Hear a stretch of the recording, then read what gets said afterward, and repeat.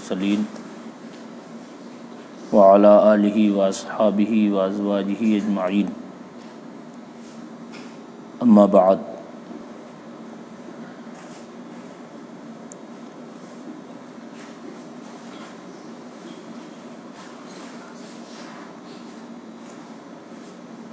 درس تصوف کی یہ محفل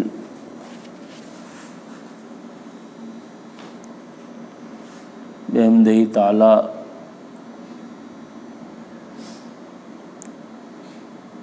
کافی کارآمد اور مفید ثابت ہو رہی ہے۔ اس سے پیشتر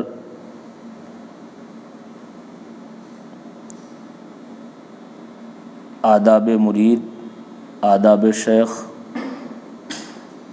اور اس کے بعد اصول نقشبندیہ کا ذکر بڑی تفصیل سے ہوا۔ اب چند آداب اور جو ہر مرید کو اختیار کرنا چاہیے، جو ایک عام آداب ہیں جن کا لحاظ بندے کو روحانیت میں اور طریقت و تصوف میں بڑا کام آتا ہے۔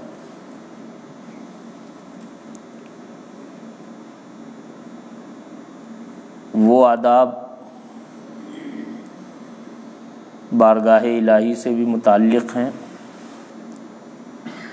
سرکار دو عالم صلی اللہ علیہ وسلم کی بارگاہ عظمت سے بھی متعلق ہیں، اور اولیاء کرام اور مشائخ اعظام سے بھی متعلق ہیں۔ بزرگوں نے ایک جملہ بولا ہے کہ مرید اور سالک کو چاہیے کہ وہ ہمیشہ طہارت سے رہے۔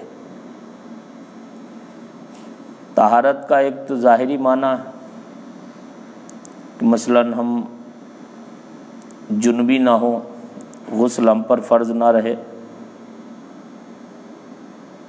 زیادہ دیر تک۔ اسی طرح ہم حدث اصغر ہمیں لاحق نہ ہو زیادہ دیر تک کہ ہم استنجا وغیرہ کریں تو اس سے فراغت کے بعد فوراً وضو کر لیں۔ ایک تو اس کا ظاہری معنی طہارت کا، لیکن بعض بزرگوں نے بڑی پیاری تشریح فرمائی۔ وہ فرماتے ہیں یہ تو طہارت بدنی ہے، اور جو ظاہری طہارت کہلاتی ہے، لیکن طریقت میں صرف ظاہری طہارت نہیں بلکہ باطنی طہارت کی بھی ضرورت ہے۔ وہ فرماتے ہیں یہ طہارت کئی قسم کی ہے۔ طہارت کا معنی پاکیزگی، صفائی۔ ظاہری طہارت تو آپ سمجھ گئے کہ ہمارے جسم میں نجاست حکمی یا حقیقی نہ لگی ہو، اور ہمارے لباس میں بھی نجاست حقیقی وغیرہ نہ ہو۔ لیکن اسے آپ بڑا غور سے سنیں اور یاد رکھیں، یہ چیز انشاءاللہ ہمارے اور آپ کے بہت کام آئے گی کہ ہمیں اس ظاہری طہارت کے ساتھ ساتھ باطنی طہارت بھی اختیار کرنا چاہیے۔ مشائخ کرام نے اس طہارت کے بہت سے اقسام ذکر کیے، جن میں سے چند ضروری ہم آپ کے سامنے عرض کریں گے۔ اس سے آپ اندازہ کر سکتے ہیں کہ یہ راہ کتنی پاکیزہ اور کیسی مقدس راہ ہے۔ ویسے بھی بزرگوں نے فرمایا کہ اللہ رب العزت کی بارگاہ نہایت تقدیس و تنزیہ میں ہے، لہذا اس کی بارگاہ تک وہی چیز چڑھتی ہے جو پاک اور طاہر ہوتی ہے۔ اللہ رب العزت کی بارگاہ تک بندہ اگر وصول چاہتا ہے تو اسے ظاہری اور باطنی ہر طرح کی طہارت حاصل کرنا ازبز ضروری ہے۔ اگر اس میں گندگی رہے گی تو ہمیں کبھی بھی وصول حاصل نہیں ہو سکتا۔ آپ سے پہلے بھی میں نے کہا تھا کہ ہر چیز کے کچھ آداب، کچھ اصول، کچھ شرائط ہوتے ہیں۔ کوئی بھی آپ طریقہ اختیار کریں، کوئی بھی راہ آپ چنیں، اس راستے کے کچھ اصول و آداب اور شرائط ہوتے ہیں۔ بزرگوں کا ایک جملہ ہم نے بہت پہلے آپ کو سنایا تھا، وہ فرماتے ہیں جو اصول کو ضائع کرتا ہے وہ وصول سے محروم رہتا ہے۔ آج کی ہماری تقریر اگر آپ نے یاد رکھی تو انشاءاللہ یہ آپ کی زندگی بھر کام آئے گی۔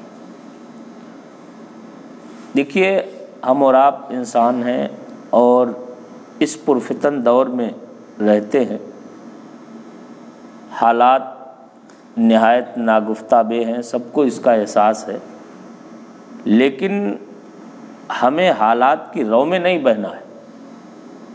اگر ہمارے اندر خدا کی سچی طلب ہے، قرب و معرفت کی سچی لگن ہے، تو ہمیں اس کے لیے کچھ اصول اور آداب اپنانا ضروری ہے۔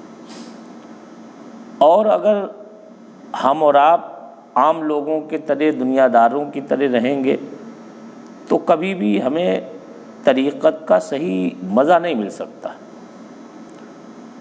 یوں تو میں نے پہلے بھی عرض کیا، بحمدہ تعالی مشائخ کے فیضان سے بہت آسان ہو گیا اس وقت۔ اللہ کی کچھ رحمت بھی ایسی ہے کہ چونکہ ظلمتیں بہت بڑھ گئی ہیں، لہذا بالکل بغیر کسی محنت کے اللہ تعالیٰ بہت کچھ عطا فرما رہا ہے مشائخ کے صدقے میں۔ لیکن ایک چیز یہ بھی ہمیں یاد رکھنا چاہیے کہ یہ باقاعدہ طور پر قرآن و سنت سے ثابت ہے کہ اللہ رب العزت نے بندوں کو جو نعمتیں عطا فرمائی ہیں، ان نعمتوں کے بارے میں قیامت میں سوال ہوگا، چاہے وہ دنیاوی نعمتیں ہوں، اخروی نعمتیں ہوں، ظاہر سے متعلق نعمتیں ہوں یا باطن سے متعلق نعمتیں ہوں۔ بہرحال یہ ساری نعمتیں ہیں جن کے بارے میں ہمیں قیامت کے دن جواب دہ ہونا پڑے گا۔ اب جب ہمیں ایسی عظیم نعمت ہاتھ آ گئی ہے، اگر ہم نے اس کی قدر نہ کی اور صحیح طور پر ہم اسے حاصل نہ کر پائے خدا نخواستہ، تو ہم سمجھتے ہیں کہ اس میں بھی ہم جواب دہ ہوں گے اور ہم سے سوال کیا جائے گا۔ تو اس لیے ہم یہ کہہ کے نہیں چھوٹ سکتے ہیں کہ ہم نے تھوڑی دیر جو ہے ذکر بھی ہم کرتے تھے، مراقبہ بھی تھوڑی دیر کرتے تھے، اور صاحب طریقت کے ہم کچھ اصول بھی سنتے اور پڑھتے تھے۔ صرف اس سے ہمارا چھٹکارا نہیں ہو سکتا۔ جب ہمارے سامنے وہ اصول و آداب بھی بیان کیے جا رہے ہیں اور ہمیں حضور بحر العرفان علیہ رحمت و رضوان نے تحریری شکل میں بھی وہ عنایت فرما دیے ہیں، تو اب ہم سمجھتے ہیں ہمیں بچاؤ کی کوئی صورت نہیں ملے گی۔ اس لیے ہمیں نہایت